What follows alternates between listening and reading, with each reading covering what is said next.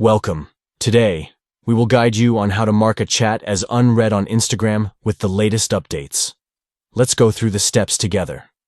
To get started, open the Instagram app on your Android device. Once you're in the app, locate and tap the messenger icon at the top right corner of the screen to access your direct messages. Next, within your direct messages, long tap on the sender's username for the chat that you want to mark as unread. This action will bring up additional options related to the chat. Now, look for and tap on the Mark as Unread option among the choices available. By selecting this option, you indicate that you want to mark the chat as unread, ensuring you revisit it later.